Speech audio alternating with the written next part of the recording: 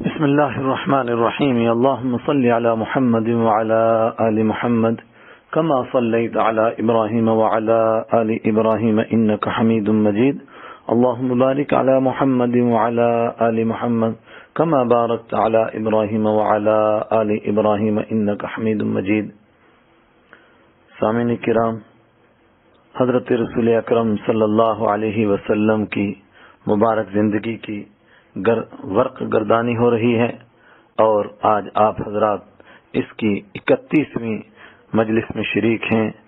آج ہم کوشش کریں گے اس میں 3 واقعات کا ذکر کرنے کا، مگر تینوں بہت ہی پردرد.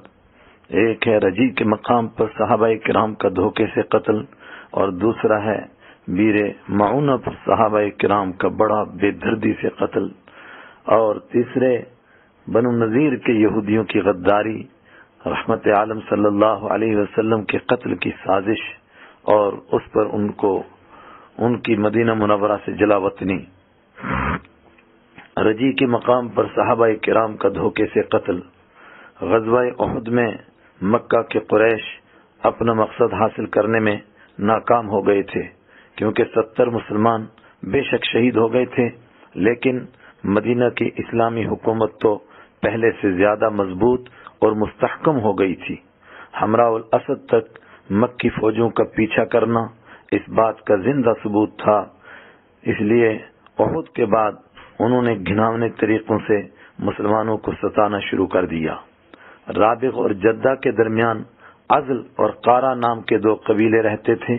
مکہ والوں نے مسلمانوں کو نقصان پہنچانے کے لیے ان کو اکسانا شروع کر دیا. چنانچہ 3 ہجری میں غزوہ احد پیش آیا.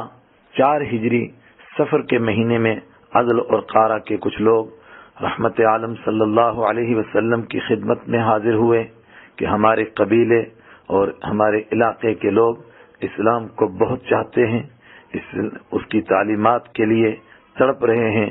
آپ کچھ پڑھے لکھے مسلمان ہمارے ساتھ بھیج دیجئے تاکہ وہ ان کو ٹھیک طرح سے تبلیغ کر سکیں. رحمت عالم صلی اللہ علیہ وسلم نے ان کی باتوں کا اعتبار فرما لیا، اور حضرت عاصم بن ثابت رضی اللہ تعالیٰ عنہ کی سرداری میں 10 صحابہ کرام کو ان کے ساتھ بھیج دیا. لیکن ان کے دلوں میں چور چھپا ہوا تھا.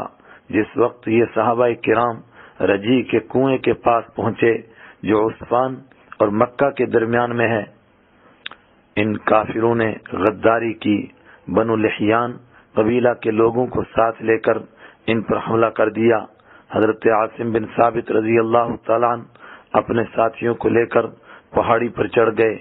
دشمنوں نے 200 تیر انداز لے کر ان کا گھیراؤ کر لیا اور قسم کھا کھا کر کہنے لگے کہ آپ نیچے آ جائیں، ہم آپ لوگوں کو قتل نہیں کریں گے. حضرت عاصم بن ثابت رضی اللہ عنہ نے فرمایا، میں کسی کافر کے عہد اور معاہدے کا اعتبار نہیں کر سکتا. آخر دونوں جماعتوں میں جنگ چھڑ گئی، جس میں 7 صحابہ کرام شہید ہو گئے، جن میں حضرت عاصم بن رضی اللہ تعالی عنہ بھی تھے. انہوں نے شہادت کے وقت 2 دعائیں کی. ایک یہ کہ اے خدا، تو اپنے حبیب صلی اللہ علیہ وسلم کو ہمارے حال کی خبر فرما دے. بخاری شریف اور مسند ابو داود طیالسی میں ہے کہ یہ دعا فوراً قبول ہوئی، اور اللہ تعالیٰ نے وحی کے ذریعے سے اپنے حبیب حضرت محمد عربی صلی اللہ علیہ وسلم کو اس دردناک واقعے کی خبر فرما دی. دوسری یہ دعا فرمائی کہ میرے خدا، آج میں تیرے دین کی حفاظت کرتے کرتے جان دے رہا ہوں، تو اپنے کرم سے میرے جسم یعنی میری لاش کی حفاظت فرما. یہ دعا اس لیے فرمائی کیونکہ جنگ احد میں ان کے ہاتھوں مکہ کی ایک بوڑھی عورت سلافہ بنت سعید کے 2 بیٹے مارے گئے تھے. تو اس نے اعلان کیا تھا کہ جو حضرت عاصم رضی اللہ عنہ کا سر لا کر دے گا اس کو میں 100 اونٹ دوں گی، اور ان کی کھوپڑی میں شراب پی کر اپنا دل ٹھنڈا کروں گی. شہادت کے بعد مکہ کے مشرک ان کا سر لینے کے لیے آئے، لیکن اللہ تعالیٰ نے بھیڑوں کا یعنی تتیوں کا ایک بہت بڑا غول ان کی لاش کے چاروں طرف اس طرح بٹھا دیا کہ کافر ان کے قریب بھی نہ پھٹک سکے. پھر رات کو اس زور سے بارش برسی اور ایسا زور کا سیلاب آیا کہ لاش ہی گم ہو گئی۔ ابن ہشام جلد 2 صفحہ 131۔ باقی بچے 3 صحابہ کرام، وہ تھے حضرت خبیب رضی اللہ عنہ، حضرت زید رضی اللہ عنہ اور حضرت عبداللہ بن طارق رضی اللہ تعالی عنہ۔ کافروں نے ان کے ساتھ بڑے وعدے کیے کہ آپ نیچے آ جاؤ، ہم کچھ نہیں کریں گے، لیکن وہ جیسے ہی پہاڑ سے نیچے اترے کافروں نے ان کو باندھنا اور ان کی مشقیں کسنا شروع کر دیا۔ اس پر حضرت عبداللہ بن طارق رضی اللہ عنہ نے فرمایا، یہ تمہاری پہلی غداری ہے، اور یہ کہہ کر زمین کے ساتھ ایسے چمٹ گئے کہ کافر لاکھ کوشش کے باوجود ان کو اپنے ساتھ نہ لے جا سکے۔ انہوں نے بھی ان کا مقابلہ کیا، آخر کافروں نے ان کو اسی موقع پر شہید کر دیا، اور ابن ہشام کی روایت ہے کہ انہوں نے زبردست مقابلہ کیا اور آخر شہید ہو گئے، واللہ عالم۔ یعنی اکثر حضرات نے تو لکھا کہ وہ زمین سے چپک گئے، لیکن ابن ہشام نے لکھا کہ انہوں نے زبردست مقابلہ کیا اور مقابلے میں شہید ہوئے۔ حضرت خبیب بن عدی رضی اللہ عنہ اور حضرت زید بن زسنہ رضی اللہ عنہ کو وہ باندھ کر مکہ لے گئے۔ وہاں حضرت خبیب رضی اللہ عنہ کو حارث بن عامر کے بیٹوں نے خرید لیا کہ ہمارے باپ کو انہوں نے بدر میں مارا تھا، ہم اس کے بدلے ان کو قتل کر کے اپنا دل ٹھنڈا کریں گے۔ اور حضرت زید رضی اللہ عنہ کو صفوان بن امیہ نے خرید لیا، جس کا باپ امیہ بن خلف بدر میں مارا گیا تھا۔ یوں ان لوگوں نے ان کو بیچ کر پیسے کمائے اور اپنے گھروں کو آ گئے۔ پھر صفوان بن امیہ نے تو حضرت زید بن دسنہ رضی اللہ تعالیٰ عنہ کو اسی وقت قتل کرنے کے لیے حرم سے باہر تنعیم میں بھیج دیا، جہاں قتل کا تماشا دیکھنے اور نظارہ کرنے کے لیے ایک خلقت جمع ہو گئی۔ اس موقع پر ابو سفیان نے کہا تھا، زید کیوں، کیا تو یہ بات پسند کرے گا کہ تیرے بدلے محمد صلی اللہ علیہ وسلم نعوذ باللہ قتل کر دیے جائیں اور تجھے چھوڑ دیا جائے، پھر تو آرام سے اپنے بیوی بچوں میں رہے؟ حضرت زید رضی اللہ عنہ نے بہت آرام اور اطمینان سے جواب دیا تھا کہ مجھے یہ بات بھی برداشت نہیں کہ میری رہائی کے بدلے میں 2 جہاں کے بادشاہ اللہ کے حبیب حضرت محمد عربی صلی اللہ علیہ وسلم کو ایک کانٹا بھی چبھ جائے۔ کافر یہ بات سن کر حیران اور ششدر رہ گئے اور آخر وہ قتل کر دیے گئے رضی اللہ تعالی عنہ۔ یوں وہ شہادت کے بلند مقام پر فائز ہو گئے۔ حضرت خبیب رضی اللہ تعالی عنہ کافی عرصے تک بھوکے پیاسے ان کی قید میں رہے۔ آخر جس وقت انہوں نے قتل کا منصوبہ بنایا، مکہ میں تماشا دیکھنے کے لیے عام اعلان کیا گیا۔ حضرت خبیب رضی اللہ عنہ نے حارث کی بیٹی زینب سے، جو بعد میں مسلمان ہو گئی تھی، صفائی کے لیے اسطرہ مانگا۔ وہ اسطرہ دے کر اپنے کام میں لگ گئی۔ اتنے میں اس کا چھوٹا سا بچہ کھیلتا کھیلتا حضرت خبیب رضی اللہ عنہ کی گود میں جا بیٹھا۔ اس نے جیسے ہی بچہ ان کی گود میں دیکھا تو اس کی ایک چیخ نکل گئی۔ حضرت خبیب رضی اللہ عنہ نے فرمایا، افسوس، تو کیا سمجھتی ہے، کیا میں تمہاری غداری کی سزا اس معصوم بچے کو دوں گا اور اس معصوم بچے کو قتل کر دوں گا؟ مسلمان ایسی بات کبھی نہیں کر سکتا۔ تو سمجھی نہیں کہ مسلمان کس کو کہتے ہیں۔ اسی بات پر حضرت زینب کو ایمان نصیب ہو گیا۔ حضرت زینب بنت حارث ہی کی یہ روایت بھی ہے کہ میں نے قید میں ان کے پاس انگور کے بڑے بڑے گچھے دیکھے، جبکہ اس وقت مکہ میں انگور تو کیا کھجور بھی نہیں تھی۔ یہ حضرت خبیب رضی اللہ تعالی عنہ کی کرامت تھی۔ آخر وہ بھی قتل کر دیے گئے، نہیں، آخر وہ بھی قتل کے لیے حرم سے باہر تنعیم میں لے جائے گئے، جہاں قتل اور سولی کا منظر دیکھنے کے لیے بہت بڑی خلقت جمع ہو گئی۔ تنعیم پہنچ کر حضرت خبیب رضی اللہ عنہ نے مکہ کے سرداروں سے 2 رکعت نماز پڑھنے کی اجازت مانگی۔ انہوں نے نماز پڑھنے کی اجازت دے دی۔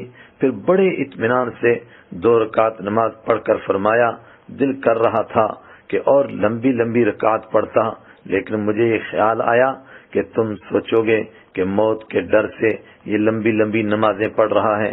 امام بخاری رحمت اللہ علیہ فرماتے ہیں حضرت خبیب رضی اللہ عنہ پہلے بزرگ ہیں جنہوں نے موت سے پہلے نماز پڑھنے کا طریقہ جاری کیا، جس پر ان کے بعد بہت سارے خوش نصیبوں نے عمل کیا تاکہ انسان کی زندگی کا آخری کام نماز پڑھنا ہو جائے۔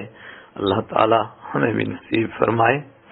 حضرت خبیب رضی اللہ عنہ کو بھی سولی پر چڑھانے سے پہلے بہت لالچیں دی گئیں کہ وہ کسی طرح اپنے موقف سے پیچھے ہٹ جائیں۔ حضرت سعید بن عامر رضی اللہ تعالیٰ عنہ ایک مشہور صحابی ہیں، اس وقت چھوٹی عمر کے تھے اور سولی کا تماشا دیکھنے کے لیے سب سے آگے آگے آ کے کھڑے تھے۔ انہی کی روایت ہے کہ حضرت خبیب رضی اللہ تعالیٰ عنہ کی ثابت قدمی دیکھ کر مجھے ایمان نصیب ہو گیا۔ پھر بعد میں جس وقت وہ حضرت عمر رضی اللہ تعالیٰ عنہ کے زمانے میں حمص کے گورنر بنائے گئے تو وہاں کے لوگوں نے شکایت کی کہ وہ اچانک بے ہوش ہو جاتے ہیں، ان کو مرغی کا دورہ پڑ جاتا ہے۔ حضرت عمر رضی اللہ عنہ نے وجہ معلوم فرمائی تو انہوں نے فرمایا مجھے کوئی مرغی وغیرہ نہیں پڑتی، بلکہ میں جس وقت حضرت خبیب رضی اللہ تعالیٰ عنہ کی سولی کی بات یاد کرتا ہوں، کیونکہ وہی میرے اسلام لانے کا سبب بنا تھا، تو میں بے ہوش ہو جاتا ہوں کہ انہوں نے اسلام کی خاطر اللہ تعالیٰ کی محبت میں کیسی قربانی دی۔ سور من حیات الصحابہ میں بڑی تفصیل سے یہ واقعہ ہے۔ رحمت عالم صلی اللہ علیہ وسلم کو اس دکھ بھرے حادثے پر بہت زیادہ صدمہ ہوا۔ کافروں نے حضرت خبیب رضی اللہ عنہ کی لاش مبارک سولی پر لٹکتی ہی چھوڑ دی تھی تاکہ دوسرے دیکھ کر کے ڈریں کہ ہم اپنے دشمنوں کو کس طرح سزا دیتے ہیں۔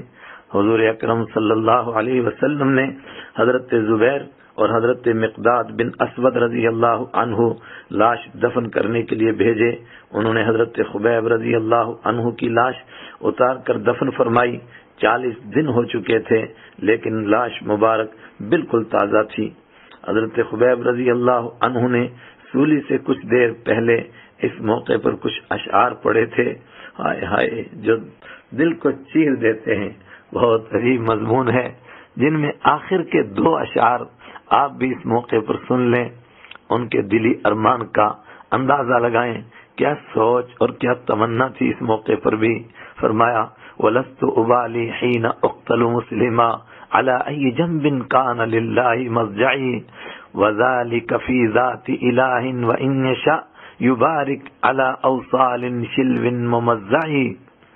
میں مسلمان ہو کر شہید ہو جاؤں، پھر مجھے اس بات کی کچھ پرواہ نہیں کہ اللہ کے راستے میں کس پہلو پر گروں، اور جب یہ سب کچھ اللہ کی رضا کے لیے ہے پھر وہ چاہے تو ٹکڑے ٹکڑے کیے ہوئے ایک ایک جوڑ میں برکت عطا فرما دے۔ بخاری شریف حدیث نمبر 4086، زرقانی جلد 2 صفحہ 68۔ یہ بڑا دردناک حادثہ ہے، لیکن اس سے ملتا ہوا اس سے زیادہ دردناک بیر معونہ کے مقام پر صحابہ کرام کا دھوکے سے دردناک قتل۔ اللہ تعالیٰ کے امتحان بھی عجیب ہوتے ہیں۔ اوپر بیان کردہ رجی والے قصے کو ابھی 1 مہینہ بھی پورا نہیں ہوا تھا کہ اسی سفر کے مہینے سن 4 ہجری میں ایک اور بہت دردناک، بلکہ اس سے بھی زیادہ دردناک قصہ پیش آ گیا۔ مکہ اور عثمان کے درمیان ہی بنو عامر، بنو سلیم، بنو حذیل نام کے قبیلے رہتے تھے۔ یہاں سے بنو عامر قبیلہ کا ابو برا عامر بن مالک نام کا ایک شخص رسول اکرم صلی اللہ علیہ وسلم کی خدمت میں حاضر ہوا۔ رحمت عالم صلی اللہ علیہ وسلم نے اس کو اسلام کی دعوت دی، لیکن اس نے اسلام قبول کرنے سے انکار کر دیا اور کہنے لگا میں اس بارے میں سوچوں گا، اور اگر آپ کچھ صحابہ کرام کو ہمارے علاقے میں بھیج دیں گے جو لوگوں کو اسلام کی تبلیغ کریں تو اس طرف کے سارے لوگ مسلمان ہو جائیں گے۔ آپ صلی اللہ علیہ وسلم نے فرمایا مجھے ان لوگوں پر بھروسہ نہیں۔ اس نے کہا ہمارے قبیلے کا سردار میرا اپنا بھتیجا عامر بن طفیل ہے، آپ ان کو میری پناہ میں بھیجو، میں ان کا ذمہ دار ہوں۔ رحمت عالم صلی اللہ علیہ وسلم نے اصحاب صفہ میں سے، جن کا صفہ کے اصحاب کا میں نے پیچھے تعارف عرض کیا تھا، بخاری شریف کی روایت کے مطابق 70 صحابہ کرام چن چن کر جو قرآن پاک کے ساتھ گہرا تعلق، گہرا لگاؤ رکھنے کی وجہ سے قاری کہلاتے تھے، حضرت منذر بن عدی رضی اللہ تعالی عنہ کی قیادت میں اس علاقے میں دین اسلام کی تبلیغ کرنے کے لیے ان کے ساتھ بھیج دیے۔ یہ سفر طے کرتے کرتے بیر معونہ کے اس کنویں تک پہنچ گئے جس کنویں کے نام پر اس علاقے کو بھی بیر معونہ کہا جاتا تھا۔ یہاں پہنچ کر مشورہ کے ساتھ سب نے حضرت حرام بن ملحان رضی اللہ عنہ صحابی رسول صلی اللہ علیہ وسلم کو رسول اکرم صلی اللہ علیہ وسلم کا خط دے کر وہاں کے سردار عامر بن طفیل کے پاس بھیجا۔ اس ظالم کو پہلے ہی سارا قصہ معلوم ہو چکا تھا، اس نے خط مبارک پڑھا بھی نہیں تھا کہ منصوبہ کے مطابق اپنے ایک شخص کو اشارہ کر دیا جس نے ان کی پیٹھ کے پیچھے سے چھپ کر ایسا برچھا مارا جو سینے کو چیر کر کے پار ہو گیا۔ ہائے ہائے! حضرت حرام رضی اللہ تعالیٰ عنہ کی زبان سے بے ساختہ نکلا، فزت ورب الکعبہ، کعبہ کے رب کی قسم میں تو کامیاب ہو چکا ہوں۔ عامر بن طفیل نے دوسرے صحابہ کرام کو قتل کرنے کے لیے اپنے قبیلے بنو عامر کو جنگ پر ابھارنے کی کوشش کی، لیکن انہوں نے اس کے چاچا ابو برا کی پناہ دینے کی وجہ سے انکار کر دیا۔ اس پر اس نے دوسرے قبائل کو دعوت دی جس پر عصیہ، رعل اور زکوان نام کے قبیلے اس کی مدد کرنے کے لیے آ گئے۔ سب نے مل کر ان نیک ہستیوں کے قافلے پر حملہ کر دیا۔ صحابہ کرام نہتے ہاتھ تھے، لیکن اس کے باوجود انہوں نے ڈٹ کر مقابلہ کیا، لیکن آخر کیا کرتے، سب کے سب شہید ہو گئے۔ بس ایک صحابی حضرت کعب بن زید انصاری رضی اللہ تعالی عنہ لاشوں کے نیچے دب کر کسی طرح بچ گئے، جو پھر غزوہ خندق تک زندے رہے اور غزوہ خندق میں شہید ہوئے۔ اور 2 صحابہ کرام حضرت منذر بن محمد رضی اللہ عنہ اور حضرت عمر بن امیہ زمری رضی اللہ عنہ اونٹ چرانے گئے ہوئے تھے۔ وہ اس لیے بچ گئے، انہوں نے جس وقت حادثہ والی جگہ کوے اڑتے دیکھے تو وہ پریشان ہو گئے۔ یہاں پہنچے تو کیا دیکھتے ہیں، سارے ساتھی شہادت کے تخت پر سوار ہو رہے ہیں، سارے ساتھی شہادت کے تخت پر سوار ہو رہے ہیں بلکہ سو رہے ہیں۔ آپس میں مشورہ کیا۔ حضرت عمر بن امیہ زمری رضی اللہ تعالی عنہ نے فرمایا، ہم سیدھے مدینہ چلتے ہیں اور رسول اکرم صلی اللہ علیہ وسلم کو اس کی خبر دیتے ہیں۔ حضرت منذر رضی اللہ عنہ نے فرمایا، حضور پاک صلی اللہ علیہ وسلم کو تو وحی کے ذریعے بھی خبر ہو جائے گی، لیکن ہم شہادت کا موقع کیوں ہاتھ سے جانے دیں؟ دونوں نے کافروں کا مقابلہ کیا۔ حضرت منذر رضی اللہ تعالیٰ عنہ کو ان کی تمنا کے مطابق شہادت کا اونچا مرتبہ نصیب ہو گیا، لیکن حضرت عمر بن امیہ زمری رضی اللہ تعالیٰ عنہ گرفتار ہو گئے۔ عامر بن طفیل کی ماں نے ایک غلام آزاد کرنے کی کبھی منت مانی ہوئی تھی، اس نے ان کی پیشانی کے بال کاٹ کر ماں کی منت میں یہ آزاد کر دیے۔ انہوں نے مدینہ پہنچ کر رحمت عالم صلی اللہ علیہ وسلم کو یہ دردناک قصہ سنایا۔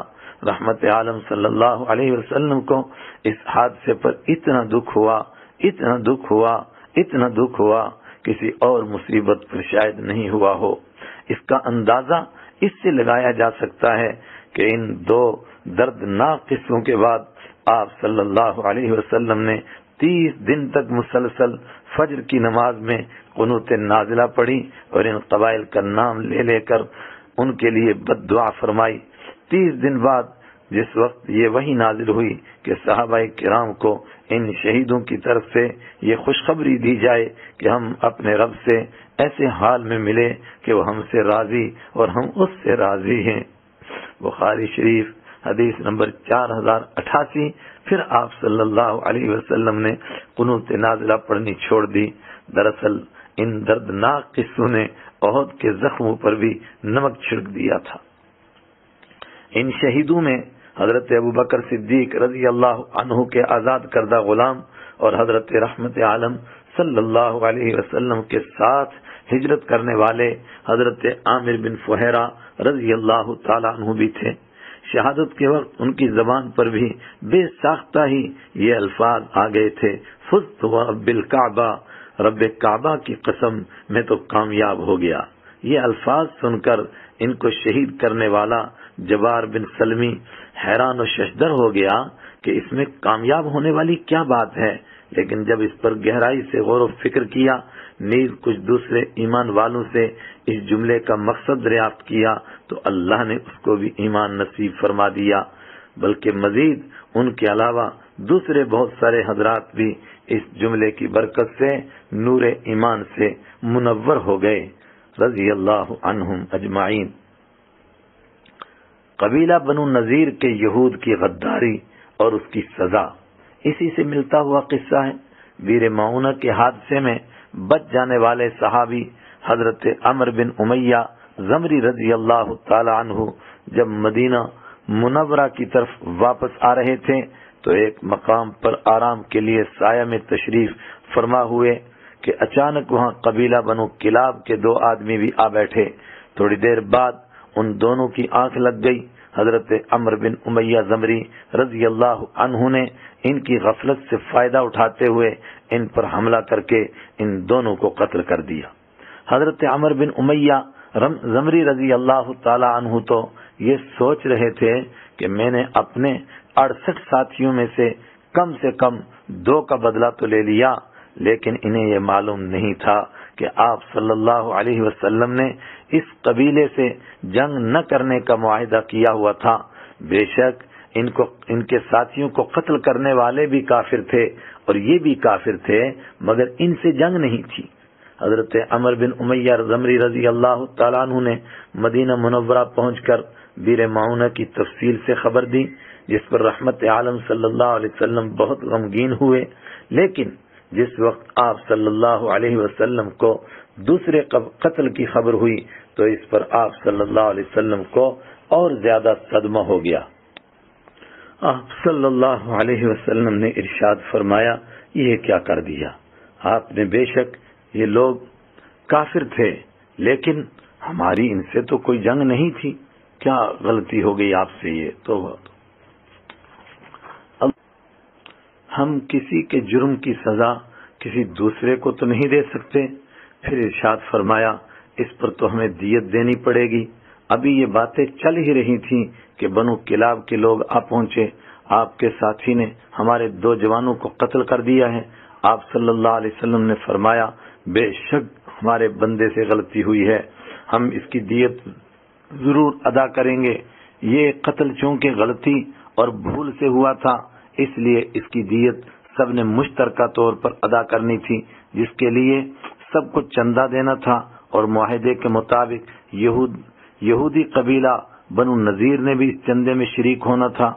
رحمت عالم صلی اللہ علیہ وسلم اسی چندے کے سلسلے میں ان کی بستی میں تشریف لے گئے۔ وہ ظاہری طور پر بڑے اچھے اخلاق اور میٹھے انداز سے پیش آئے۔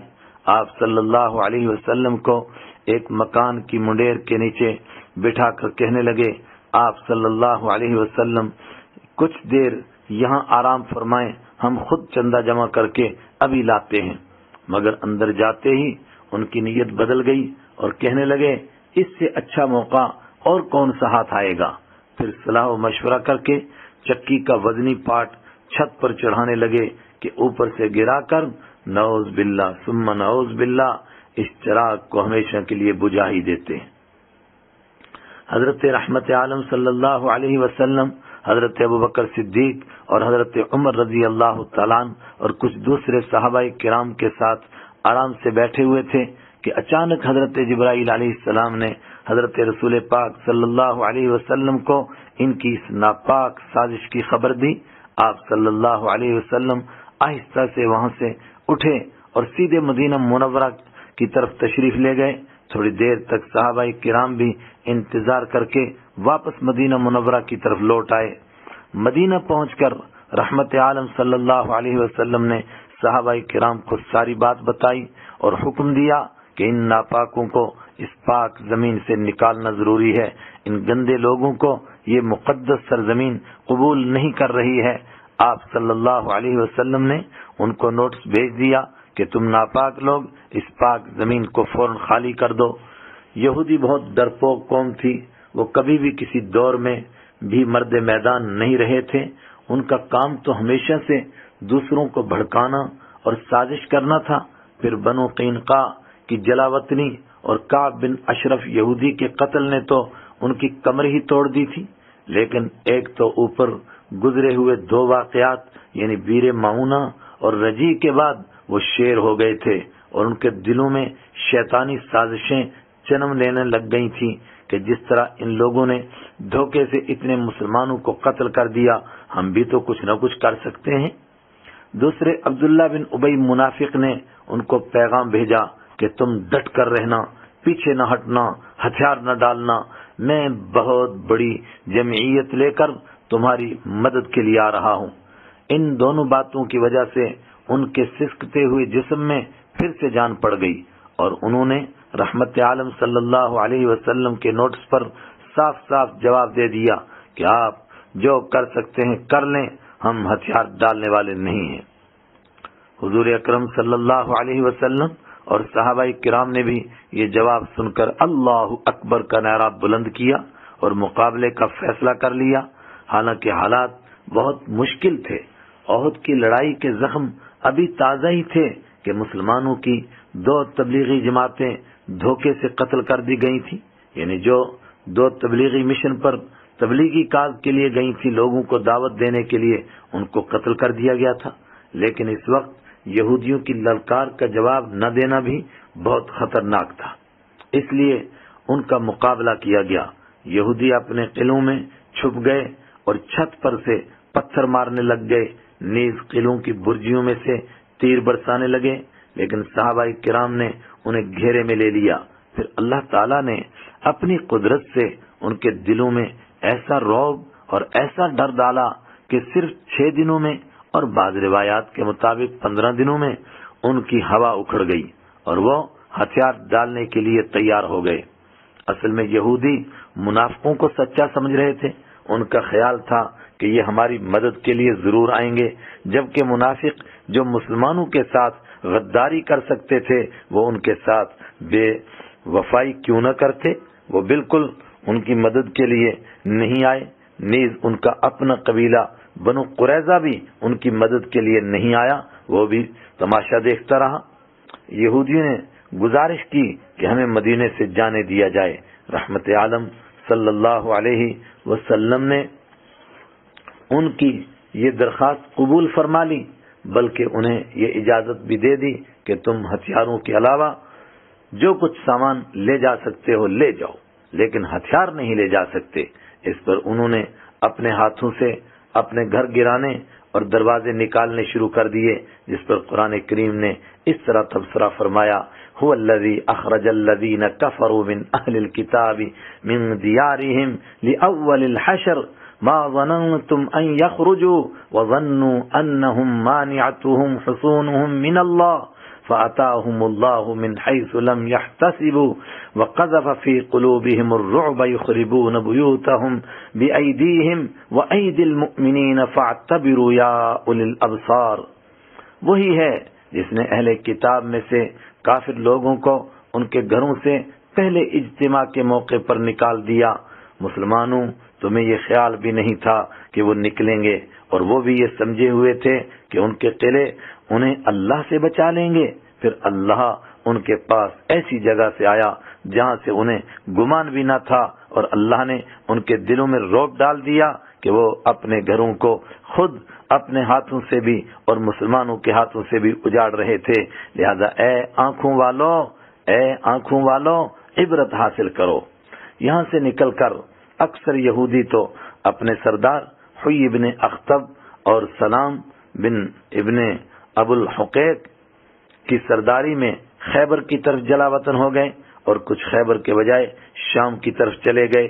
صرف 2 خوش نصیبوں کو ایمان کی دولت نصیب ہو گئی، حضرت یامین بن عمر رضی اللہ عنہ اور حضرت ابو سعید بن وہب رضی اللہ عنہ جو اپنے گھروں میں ہی آرام سے رہے، منافقوں نے ان کو کس طرح دھوکہ دیا، قرآن پاک نے اس کو اپنے خاص انداز میں اس طرح بیان فرمایا: أَلَمْ تَرَ إِلَى الَّذِينَ نَافَقُوا يَقُولُونَ لِإِخْوَانِهِمُ الَّذِينَ كَفَرُوا مِنْ أَهْلِ الْكِتَابِ لَئِنْ أُخْرِجْتُمْ لَنَخْرُجَنَّ مَعَكُمْ وَلَا نُطِيعُ فِيكُمْ أَحَدًا أَبَدًا وَإِنْ قُوتِلْتُمْ لَنَنْصُرَنَّكُمْ وَاللَّهُ يَشْهَدُ إِنَّهُمْ لَكَاذِبُونَ لئن اخرجوا لا يخرجون معهم ولئن قوتلوا لا ينصرونهم ولئن نصروهم ليولن الادبار ثم لا ينصرون۔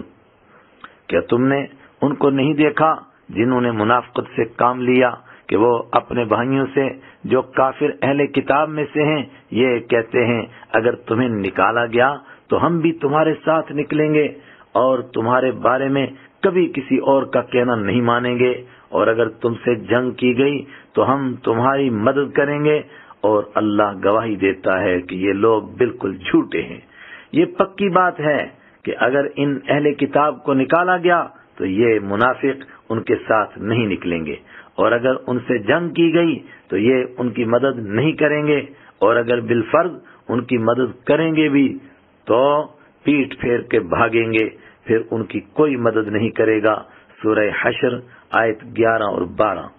پوری سورہ حشر اسی پر تبصرہ ہے، اسی لیے حضرت عبداللہ بن عباس رضی اللہ عنہما سورہ حشر کو سورہ بنو نذیر بھی فرمایا کرتے تھے۔ آپ بھی ایک بار اس سورے کو مکمل پڑھ کر اس غزوے کو سمجھنے کی کوشش کریں اور ہماری تفسیر سنیں گے، اس سے بھی فائدہ ہوگا۔